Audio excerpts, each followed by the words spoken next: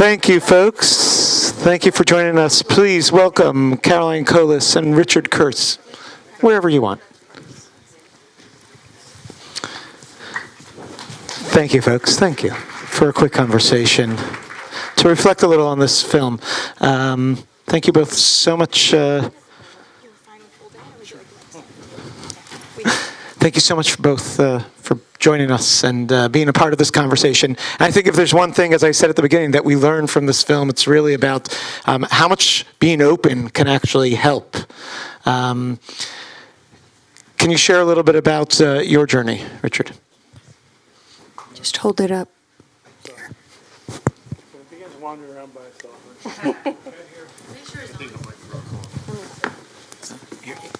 Yes, this one. Am I ready to go? Good. My name's Richard. Thank you all for being here tonight. I'll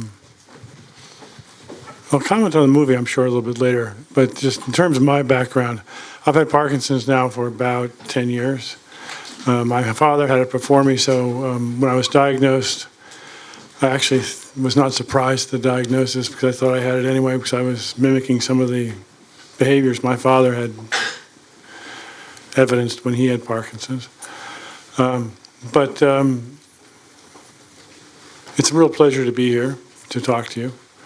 Don't know what to say about myself, really. I'm retired, but I'm kind of a failed retired person. I started out at 65 saying I was going to sit there and sit on a beach or something. That worked for about a weekend. So I tried sort of a half dozen different things. Parkinson's hasn't really slowed it down very much. So, Richard, you were actually not surprised that you had Parkinson's? No. It was just one of those things where, progressively you see more and more things going on. You begin to question first what's going on, then you kind of go, I wonder if it's this. And then it turns out to be that. You're not surprised. I was talking to a bunch of people in my office, and I put my hand on top of a computer terminal like that, and all of a sudden the hand was doing one of those. And I was like, what's that all about? I was, stop. See, I can control it. I can stop it. Stop. Then all of a sudden you can't control it. Yeah.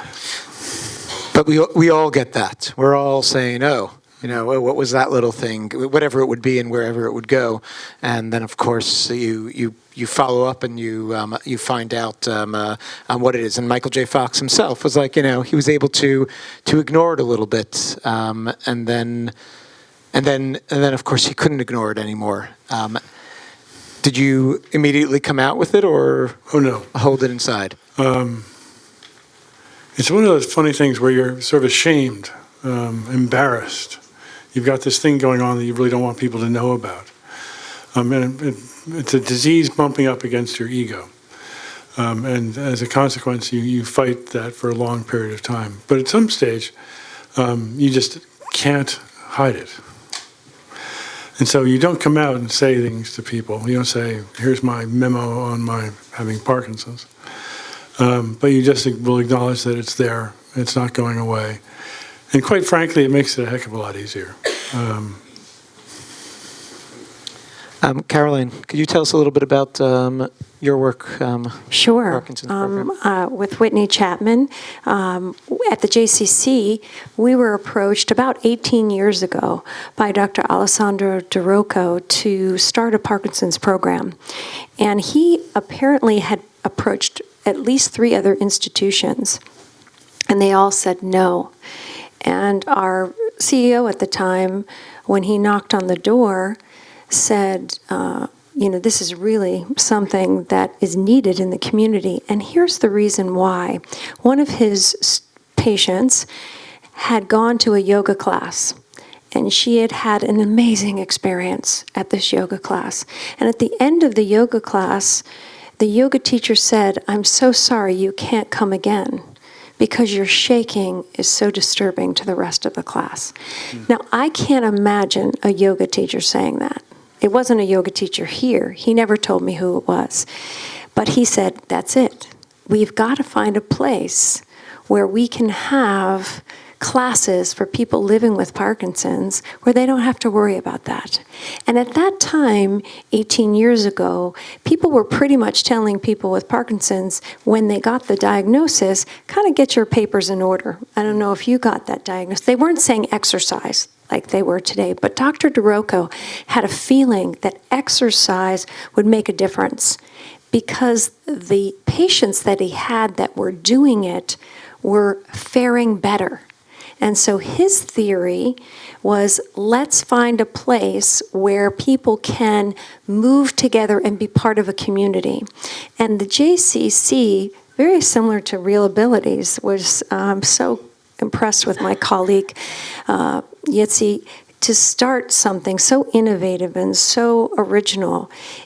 We at the same time said, okay, as an institution, how are we going to do this? And every single person went through a training, from the security staff to the front desk to the membership, everyone. We wanted to learn about Parkinson's. We wanted people to walk through our doors and feel welcome. And lo and behold, years later, the research backed up what Dr. DeRocco kind of intuitively felt, which was that exercise is medicine. And medicine, the kind of medicine actually can delay progression and impact it and make the symptoms less. So our program became a cutting-edge program that was replicated in 4 JCCs nationwide. It was also talked about internationally, and now it's commonplace, believe it or not, for a Parkinson's community to say, or a center of excellence to say, hey, is there a JCC nearby that we could partner with? And Dr. DeRocco and I laugh about it because, you know, you have JCCs and Parkinson's programs or centers of excellence partnering all over the world as a result. But it started here, and it's something that I'm very, very proud of. And my Whitney Chapman, who is the Parkinson's director with me, and if you ever want to know more about it, or you yourself have Parkinson's and do an intake form, you will talk to Whitney, one of the most compassionate and educated people in the field that we have. And our staff has been with us since the beginning. Our instructor staff is just incredible. And I would say that I teach NIA, which is an exercise class for the general population, for people living with cancer, and also people with Parkinson's. And I have the most fun teaching people with Parkinson's. They are willing to sing because it affects the voice. They are willing to move because it affects movement. They're willing to make funny expressions and stick out their tongue, which is great for your vagal tone. They're willing to do just about anything. And that makes the class a lot of fun and quite interesting to do. Well, you're remarkably persuasive. Yeah. But it's also because it has a truly felt beneficial effect. I think exercise, more than dopamine, more than anything else really that's been prescribed, has had a major impact, certainly on my life, and on many people I know as well. Yeah, and Richard just told me your doctor is Dr. DeRocco, and for some reason your symptoms have leveled out. Well, one of the things you do with your neurologist is you visit them 3-4 times a year. And each time you visit, they give you a series of tests to go through. And anybody who's had Parkinson's or is a partner of somebody with Parkinson's knows the tests. You have to move your hands like this and a variety of other things. And the culmination of my series of tests with Dr. DeRocco is he has me run down the hallway, sort of dodging between nurses and other patients. And then you sit back down thanking whomever for not having run somebody down. And then he says, okay, well, seems like you're okay. Which what he's really saying is that you haven't progressed that much. And that is the best damn news in the world. And I think it is in great part due to the Parkinson's, having the exercise programs available to us. Yeah. So. And what we're learning, Yitzi, about Parkinson's is that it really is, in a way, like cancer, in that cancer, when you get a cancer diagnosis, they don't just say cancer, right? It's like cancer of the pancreas or cancer of this or cancer of that. And now we're starting to find that that's true with Parkinson's too. There are different kinds of Parkinson's, and some Parkinson's progress more rapidly than others. Some symptoms are different than others. It's called the snowflake disease for that reason. It affects each person uniquely and individually. So the prescription for it has to be individual and unique. Let me ask one more question before we take some questions from the audience. Going back to the film for a moment, if I may. What are your takeaways from this film? What did you learn from it? Go for it. Well, I enjoyed the film. I saw a lot of things in the movie that resonated with me. Certainly, what Michael Fox went through is a little bit more dramatic than what I've gone through. Certainly a little bit more violent. But I certainly can see a lot of the things in there, and so the realism comes across through the screen. I think that one of the questions I'd probably ask Michael if I was talking to him about the movie is, why did you make the movie? The movie ends with the Michael J. Fox Foundation, which I have a lot of time for. I think they're fantastic. So I would have thought he'd spend a little more time there rather than talking about sort of all these self-destructive behaviors leading up to the point where he is now.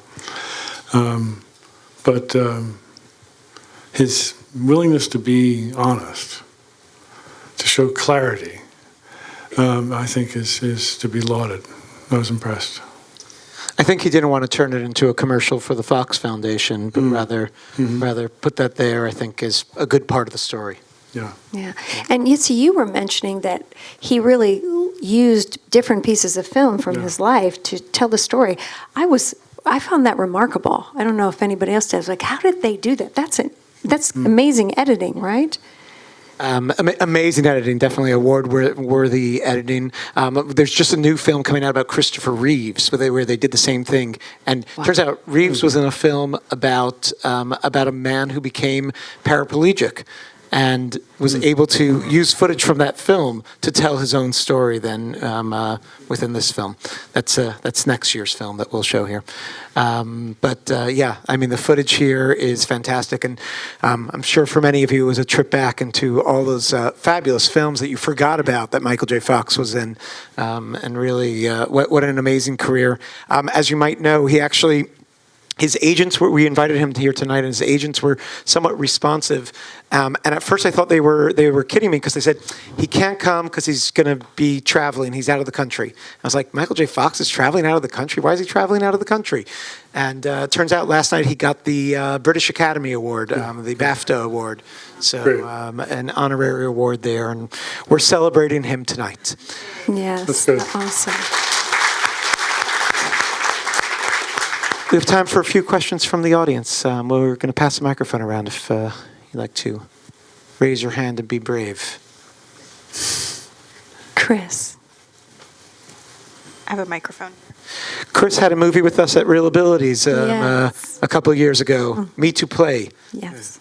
I'd just like to point out that Michael Fox wrote a book about his experience, and he said the Parkinson's wasn't just a terrible thing that happened to him. It was one of the best things that happened to him. And he said, I was a terrible person, and I was leading a terrible life. And I began to not succumb to that anymore. I was more truthful. I think that was sort of interesting. My wife, Mary Beth, and I saw him he spoke at a church. How many years ago was that? 30 years ago, when he was first diagnosed. And It was so inspiring. he had dyskinesia, which is the wild swings of the arm. And he said he tried to hide it, but then he said to us we're sitting in the church, he said, "Get used to it. This is the new me." And I thought that was pretty terrific. That's awesome. There is no reason, we don't know why someone gets Parkinson's. It's thought that it is a combination of genetics and environmental causes, solvents, pesticides. Recently, the Congress did not ban paraquat, so that has been found to cause that. So there's some work. I just want to put that out there to do in terms of advocacy. But someone had a question.